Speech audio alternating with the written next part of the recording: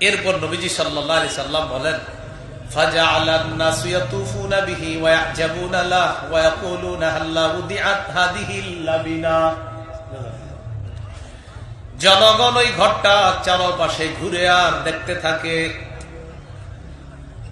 ওয়া ইয়াজাবুনা লাহু, সবাই আশ্চর্য হয়ে যায়। ওয়া ইয়াকুলুনা হাল্লা উদিআত হাদিহিল লাবিনা, জনগণ আশ্চর্য হয়ে বলে, কেন ঘরের ইটের জায়গাটা ফাঁকা, এই ইটটা কেন লাগানো হয় নাই? নবীজি বলেন, ফানা তিলকাল লাবিনা ওয়া ফি রিওয়ায়া ফানাল লাবিনা আনা খাতামুন নবিয়্যিনা লা নাবিয়্যা বাদি।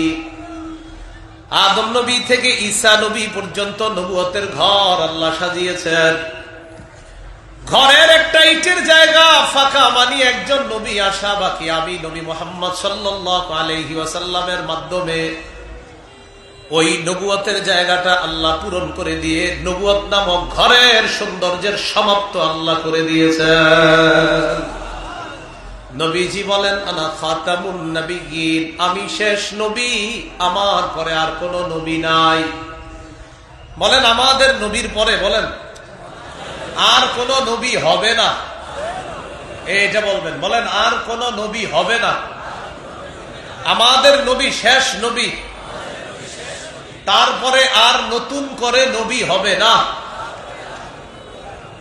রসুলও হবে না। তাহলে আমাদের নবী শেষ নবী, তারপরে নবী হবে না। পুরাটা বলেন, বলেন একজন নবী আসবেন, তিনি হলেন আমাদের নবীর আগের নবী ঈসা আলাইহিস সালাতু ওয়াস সালাম। বলেন ঈসা নবী এখনো জীবিত। দুনিয়াবি একটা হুকুম, সেটা হলো মৃত্যু। এই মৃত্যুর স্বাদ গ্রহণ করার জন্য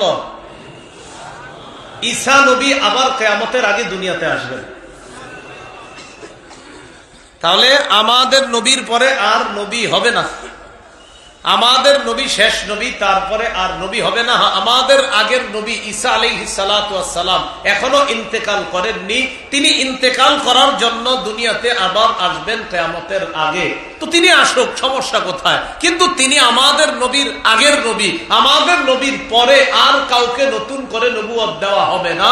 কেউ যদি নতুন করে নবুয়ত দাবি করে, তিনি কাফের, তার অনুসারী যারা তারা কাফের, তার সমর্থনকারী যারা সবাই কাফের। তিনি